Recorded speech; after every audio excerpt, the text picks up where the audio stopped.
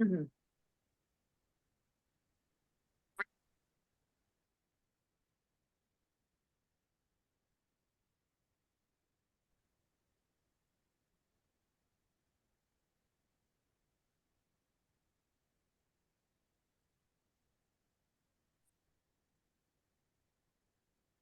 So if you just got on, please put your name and email in the chat so we can have a record that you were here.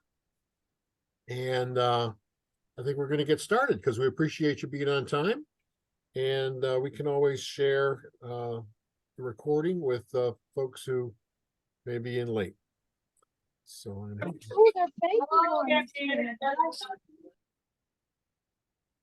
and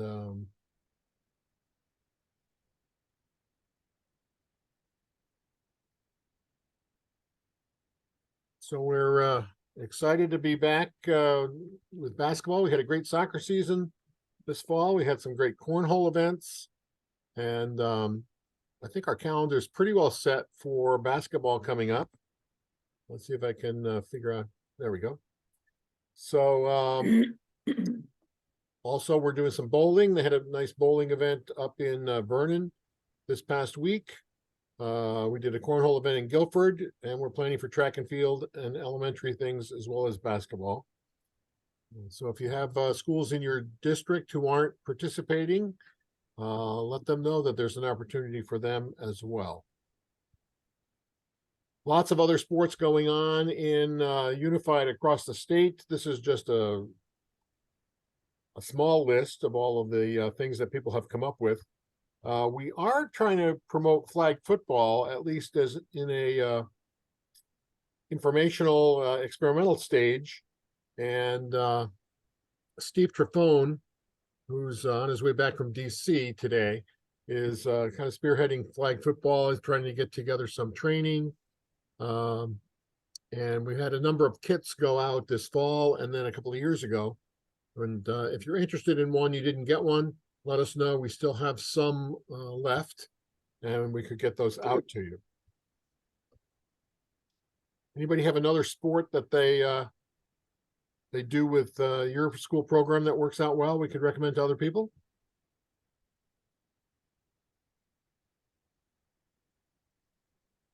Okay. So there's lots of ways to get your teams involved, from scrimmage at your school to halftime games to hosting your own interscholastic games, conference and league events, sponsor your own tournaments, which many of you do, our own tournaments, our games at Mohegan Sun halftime, and then every once in a while there's opportunities to get involved at the national and even the world level.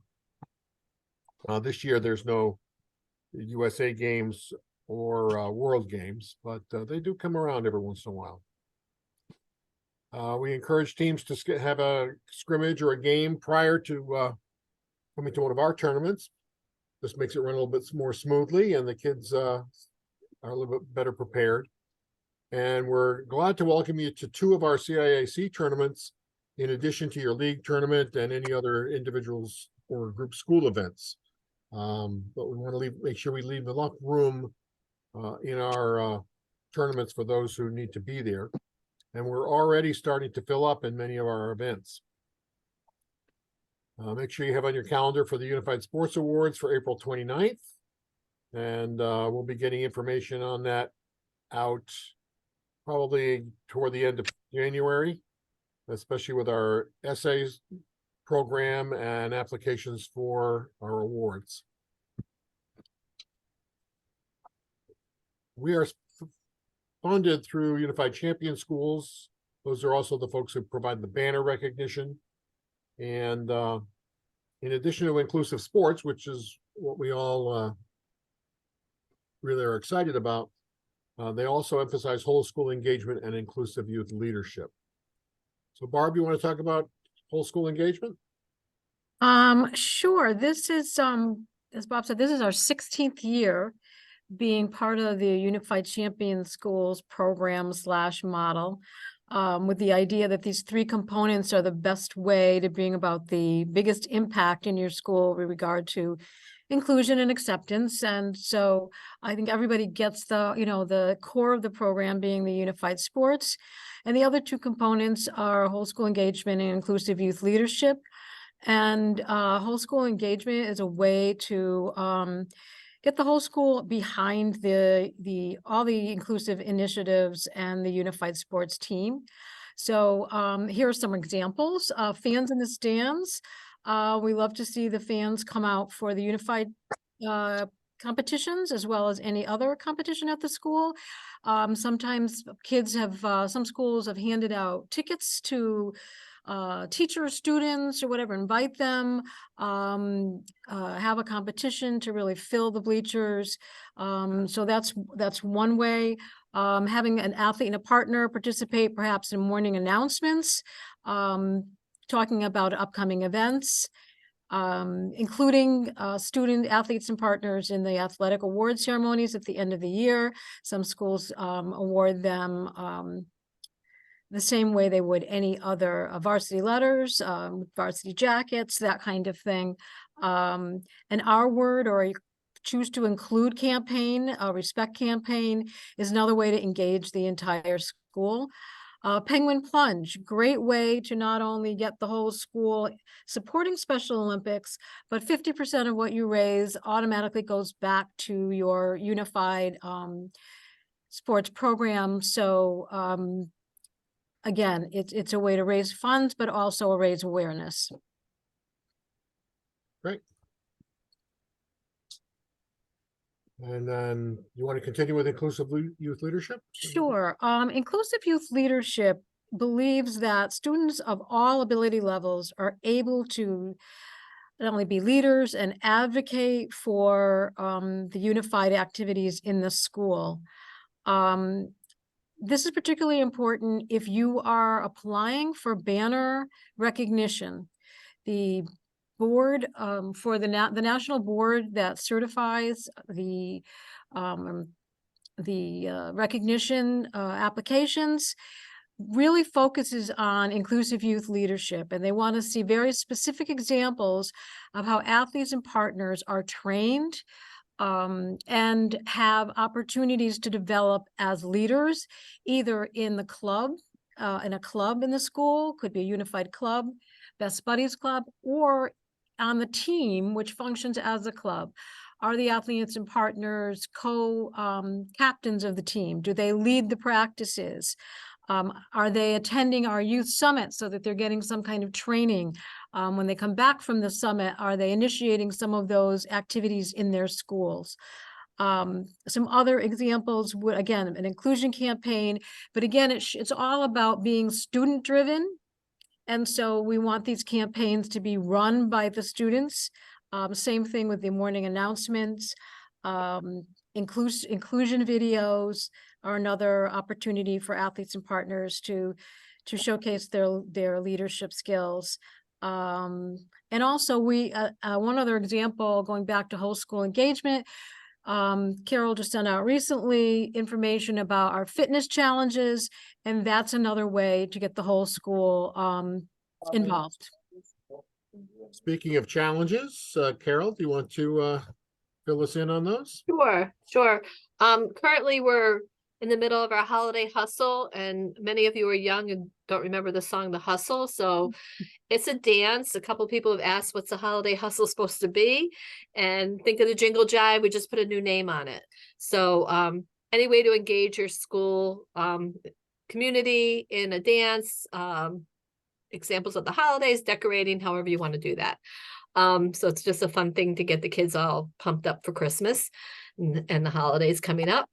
We're going to be having our trick shot challenge coming up as well in February, I believe it is, to March.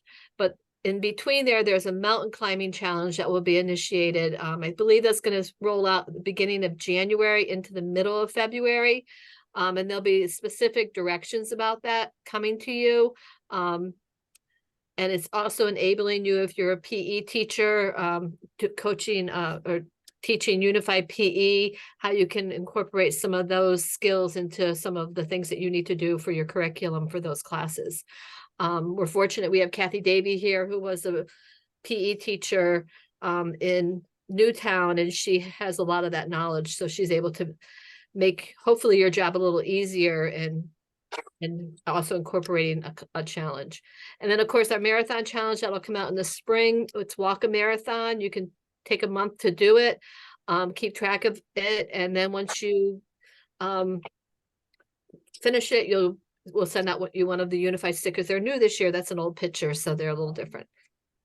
Great, thank you, Carol. I have noticed a few more people have been logging on, so if you haven't already put your name and email in the chat, please do that. I didn't do my email. You should know it. Well, you never know how things change. John, you want to fill us in on social media? Sure, Bob. We are making a big effort this year to try to jump on and spread as much social media information about what's going on with unified sports, not only in our programs, but in your programs and other things across the state, so that you can all share from each other's ideas. We have a dedicated Facebook page, an Instagram account, a formerly Twitter, now X account, and we are sharing those things, pictures from when we go to different events and different announcements and things that are happening. If you are going to be posting stuff in your own Instagram accounts or other social media accounts, we will try to follow those and share them and repost them if appropriate. The easiest way to do that is with the social media tags that are at the bottom of this screen.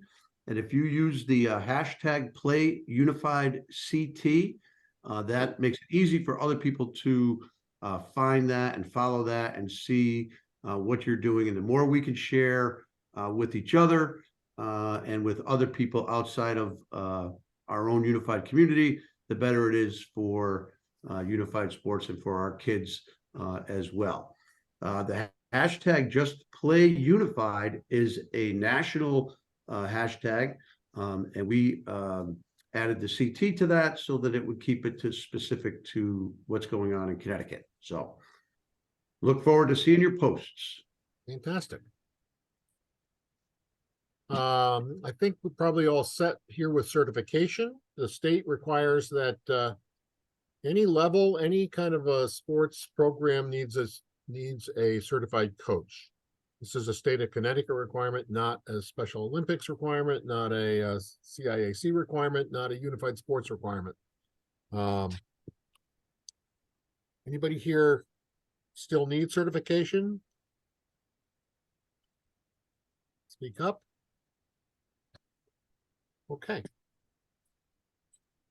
So there's the coaching education website. If you need that, we'll provide this out to the email folks. Well, I didn't mean to do that. Now I have to find out how to get back. That was apparently a link, and now I have to stop the share and restart it. So Bob, meanwhile, somebody did ask about Mohegan Sun and how they get more information about that. yeah, we'll be putting like a survey out in January, probably toward the end of January, to have folks indicate their interest, and then we'll be able to put that together. The problem with that is it's difficult to let's see if I can,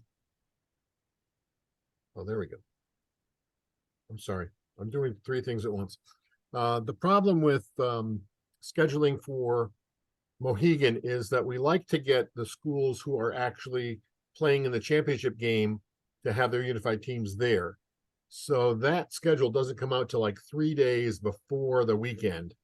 So it's tough to put that together and let people have a lot of notice ahead of time.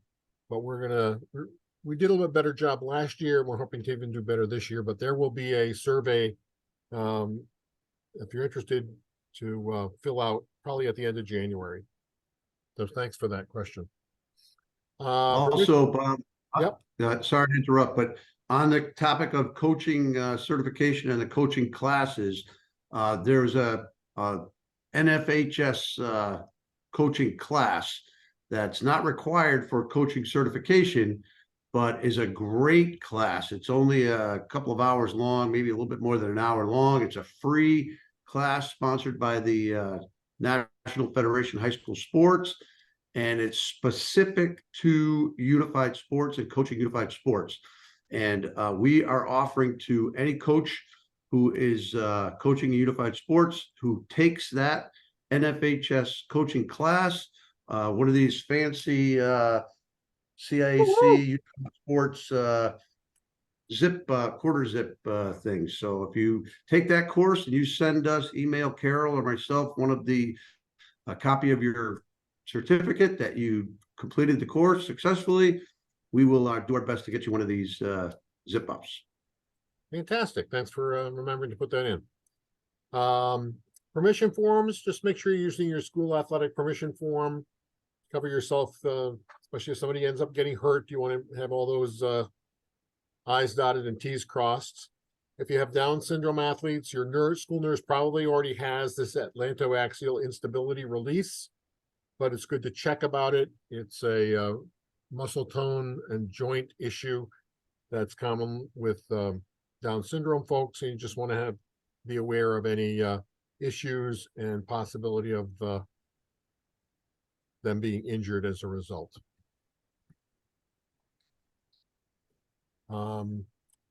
Always having your emergency contacts with you in case somebody does get hurt, including one for you and any adults who are with you.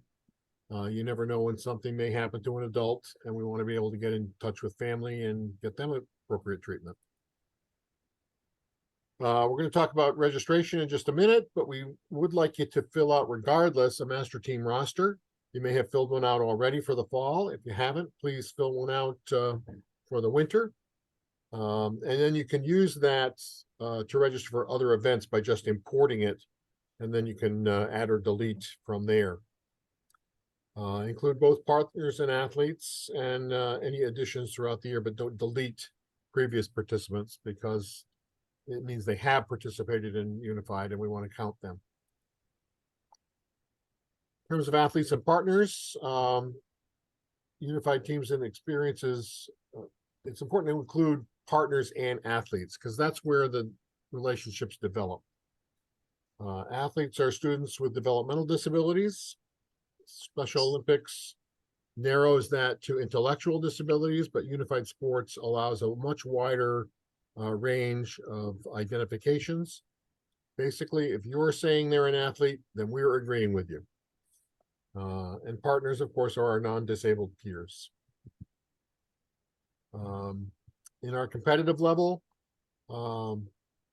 basic understanding of the rules, able to dribble. Both partners and athletes can score at this level, although partners can't score more than half the points.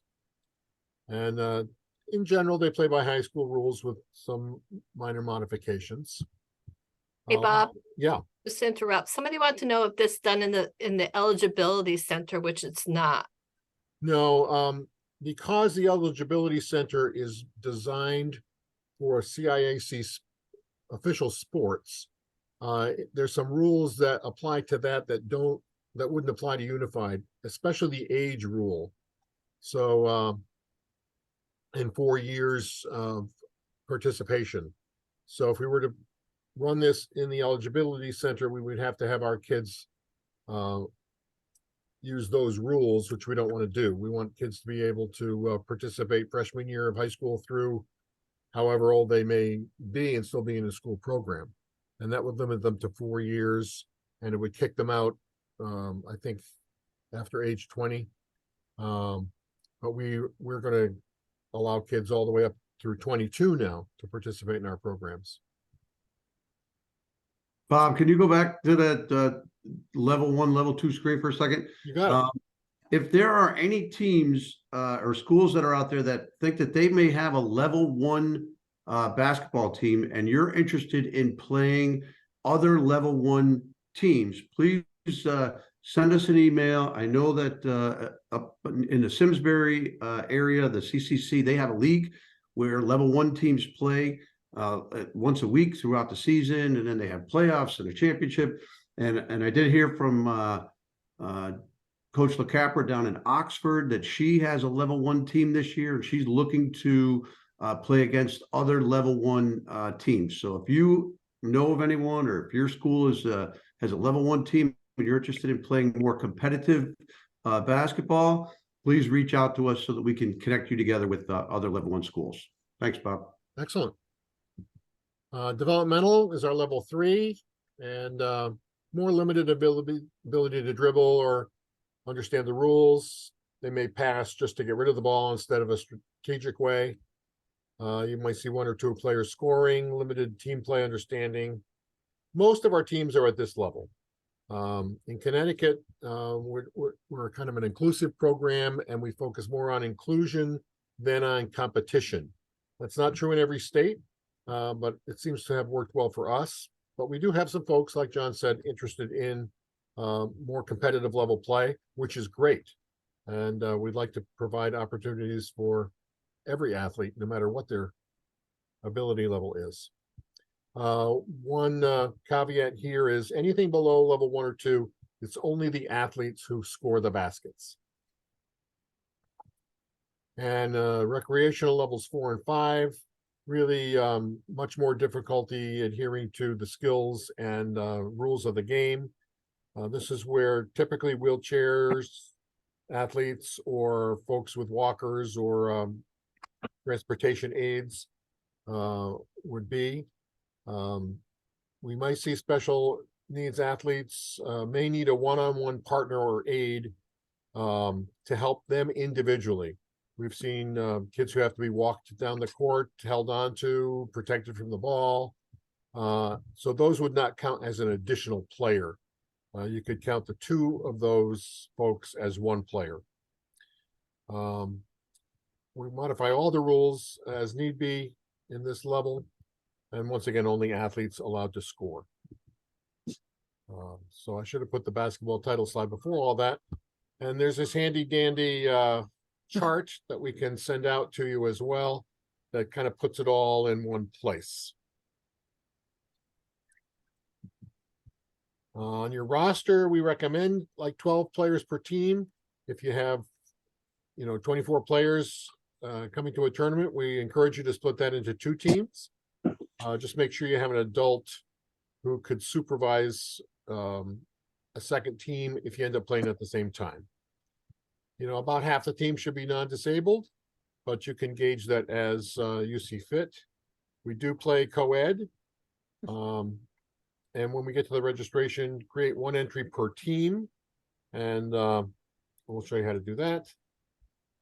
And for our CIAC events, we can't handle more than 4 teams per school and still allow multiple schools to play. That's unusual, but we do sometimes get a request to go beyond 4. 2 partners and 3 athletes on the court. Any one-on-one aids as needed. Again, they don't count as a separate player. And then we use hula hoops to modify the baskets for kids who don't have the strength or the position if they're in a wheelchair to reach the basket, and they can use those to score. Encourage your kids, though, to use the basket if they're able.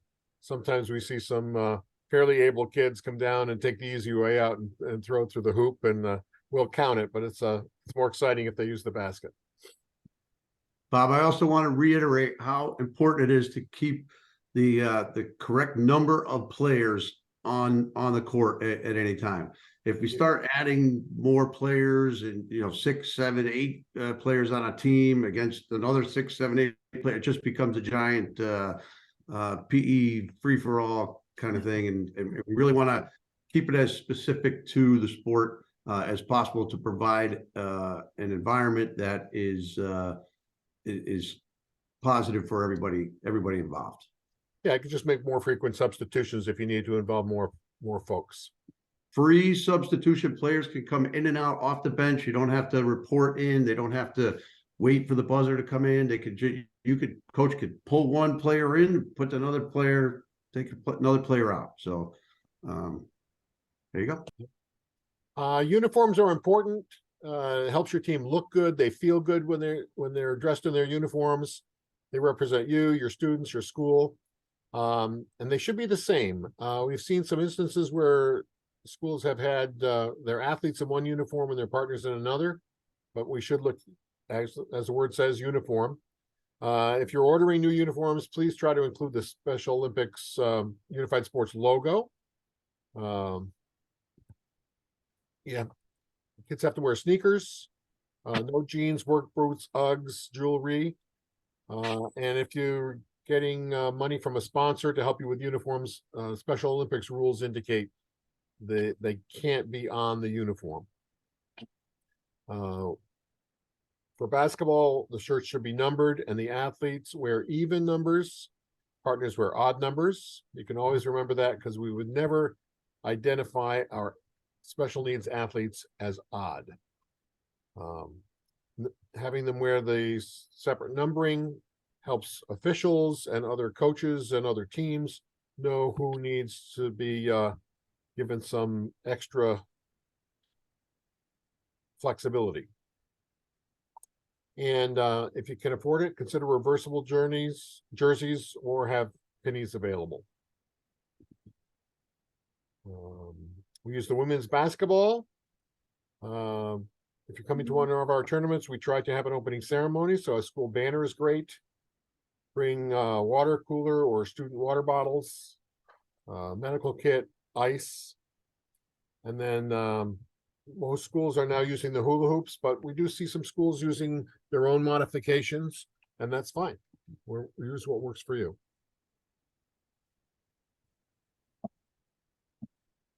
Most of our games will be 16 minutes long. If we get into a situation where we have to run 6 rounds, that might be modified down, but we try to give a decent game and still fit everything in. Sometimes late in the tournament, we'll get requests from the coaches. Can you shorten this up? Because my kids are really tired. So we try to be flexible with that too. As John said, we have running clock, free substitution, and no backcourt pressure, except at the highest level. So anything level 3, 4, 5, we don't do any full court pressure, and we only start defending after the half court line. If you are in a tournament, you're a level 2 team, and we don't have a whole lot of level 2 teams, you probably will end up playing a level 3 team. And in that case, the rules for the lower level team will prevail. And we get a lot of situations where our kids are so sportsmanlike that a kid will miss a basket and someone from the other team will grab the rebound and hand it back to the kid on the other team to take another try. And I love that. The problem comes when they're getting to be 15, 20 tries and still haven't made it, and everybody else is standing around. So we do instruct the referees to limit it to 3 attempts, and then the ball should go over to the other way, just to keep the game moving and give everybody a chance to play. We do, as I said, we do try to schedule the games for competitive level matchups, but depending on who's signed up, that may not be possible. So just talk with the other coach before the game and see how you can work together to make it the best for both teams. Parents, fans, and non-team adults have to be in the spectator area. And basic game rules apply. As we said, most teams are in developmental recreational, which is 3 and 4. And defense applied at the appropriate level. Again, especially regarding that full court. Important to have practices because that's where you're going to develop skills and relationships. And really, this is a program promoting inclusion as much as it is physical activity and sport. So we ask that you host I think we said that before, host a scrimmage or a game before you come to a tournament. Talk to your PE staff or school coaches if you're not one for ideas on drills and activities. And we sent out a survey the other day for your fall activities. We had almost 100 responses within just a few days. That is fantastic. Especially if you're one of those respondents, we really appreciate it. I'll be sending out a reminder this coming week to get as much response as we can, but that information is critical for us to be able to report to our funders and be able to continue getting that funding.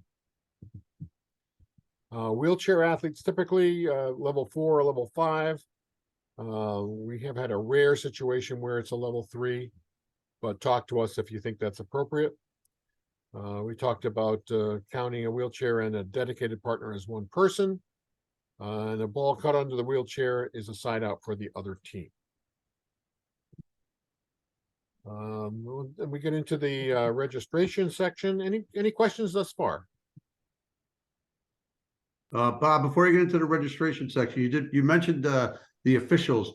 We are very fortunate at all of our CIAC tournaments that we have certified high school basketball officials that come and volunteer their time at every one of our tournaments. And it's really a great experience for our athletes and partners. And it's also a great experience for the officials. So while you're there and you're at a tournament, make sure you say thank you to the officials who are there volunteering their time on your behalf. Absolutely. Yeah. So Bob, I had a quick question. yes, Beth. When you said permission forms are required for partners and athletes, do you mean like a one-time sign up like on our Family ID, or for each event, like the scrimmages and games we go to? No, just however your athletic department handles it. You know, if you're taking a kid somewhere, you just want to make sure you're in line with the school permission to cover yourself. So yeah, just one time per season, I would, or for the year perhaps for Unified. Okay, perfect. Thank you. So to register for our events, you go to CASCIAC.org.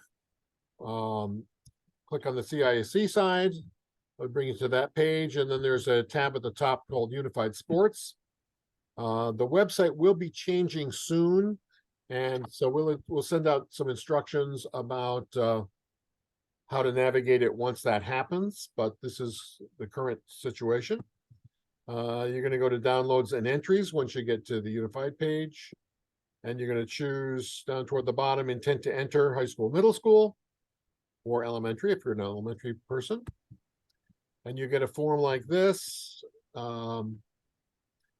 So we ask that you do it in a timely basis because, as I said, we're already knocking at the door and closing some events. It has to be at least 2 weeks prior. I think our first event is February 21st. No, I think it's February 13th. 13th, you're right, because the middle schools aren't showing on this particular page. Yeah. All athletes and partners, even if they're not able to come to this particular tournament, it helps us with our participation counts to report for the grants. You'll receive an email to confirm once you register. We had an email this week about that not happening. I don't know if we should follow up with that person, John, and We see. did. It did finally go? That's good. Yeah, the key here is on this page at the very bottom, which doesn't show here on this page. Oh, we get to it, Carol. We get Oh, to you it. do? Okay.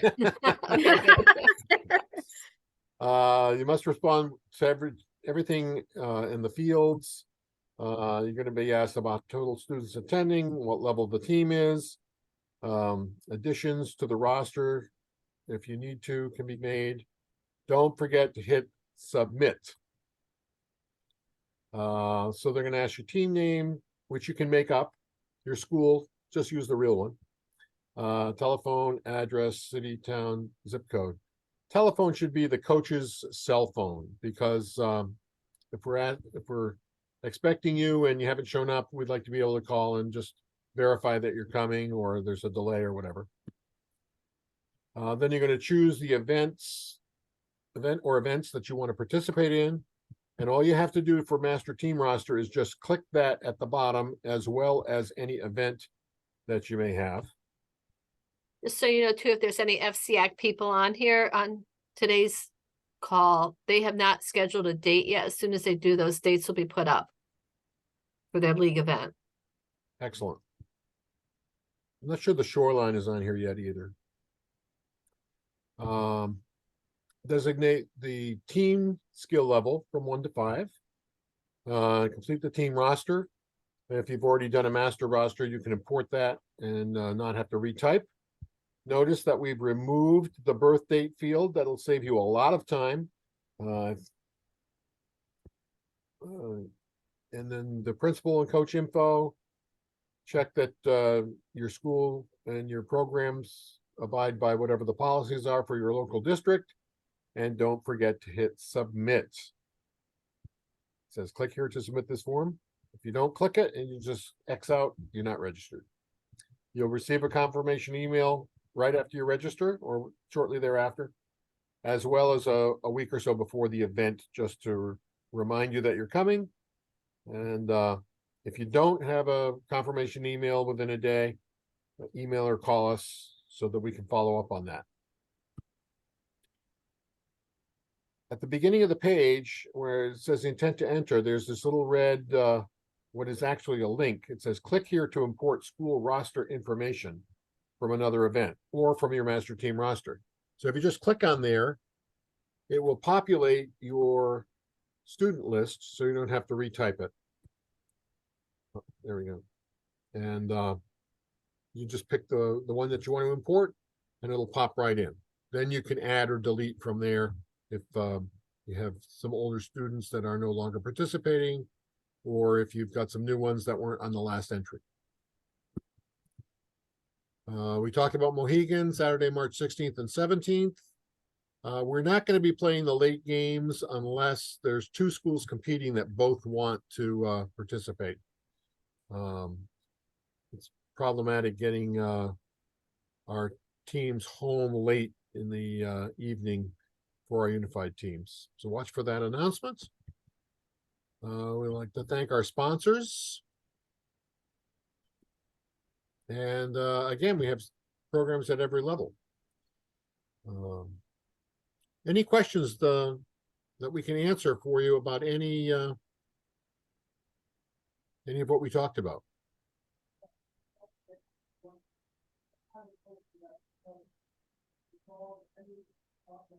Are the bowling events for high school only, or are they both high school and middle school?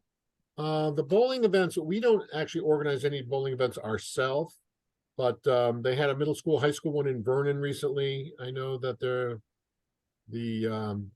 one in West Haven is high school. Yeah. Yeah. Sue, where are you located? In East Hampton? East Hampton, yep. So we might be able to pair you up with some folks and get you to a bowling event. I know Coggins-Chog, Strong School and Coggins-Chog High School, they do middle high school, and they've had some other schools participate with them. So they might be willing to have East Hampton participate as well. To answer your question, Beth, I think from Wolcott, the Mohegan Center is just for high school level, not middle school. Yeah, Mohegan Sun is just for high school. Just for high school. Hello, Bob. Getting back to what you said earlier about other sports. I don't know if you had volleyball on the list, but we've done that a few times in the past year and a half as well. Yeah, volleyball is a great sport, and I just heard from Coach Bajaros at Coggins-Chog. They use a different ball than we used and say it's more successful. So we may revisit that. Also, if there are any other coaches out there that are planning on doing volleyball, if you have like challenging students, beach balls are a great tool to use to teach volleyball skills. Yeah.